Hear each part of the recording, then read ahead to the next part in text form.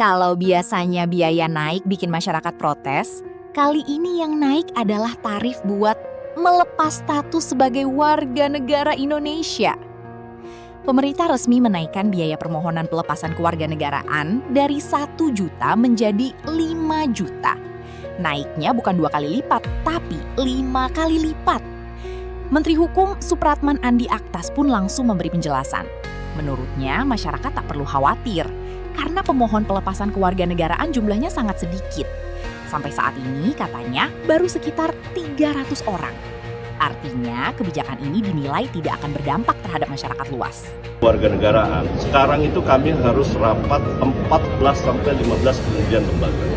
Karena orang yang mau melepaskan kewarganegaraannya dulu mudah, sekarang tidak semudah dulu. Kenaikan tarif untuk pelepasan kewarganegaraan.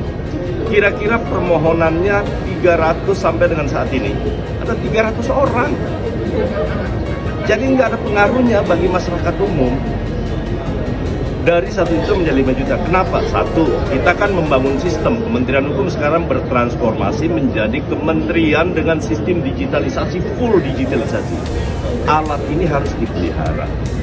Karena bukan hanya tergantung kepada satu layanan. Kita punya layanan 530 layanan publik yang harus dijaga.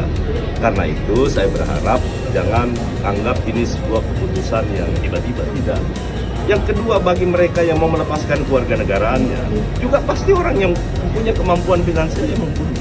Tapi kita tidak bicara soal siapa yang mampu, siapa yang tidak.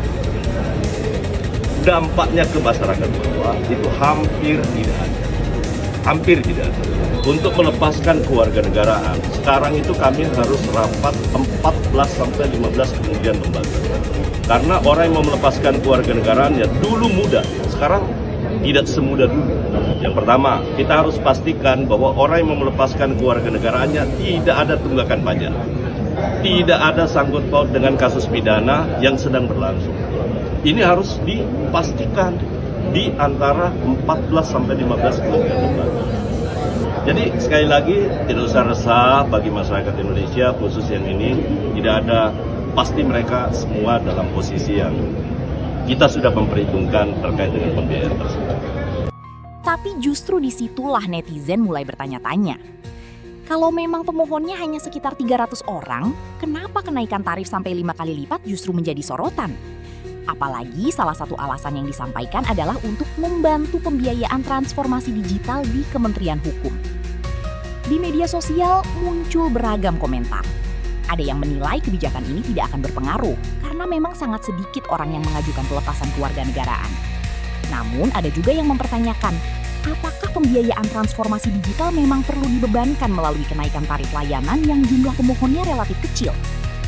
Supratman juga menjelaskan bahwa proses pelepasan kewarganegaraan kini jauh lebih ketat dibanding sebelumnya. Karena itu, masyarakat diminta tidak perlu khawatir dengan aturan baru tersebut. Namun, seperti biasa, setiap kebijakan yang menyangkut biaya pasti mengundang perhatian publik. Bukan semata-mata karena nominalnya, tetapi juga karena alasan dibalik kenaikannya.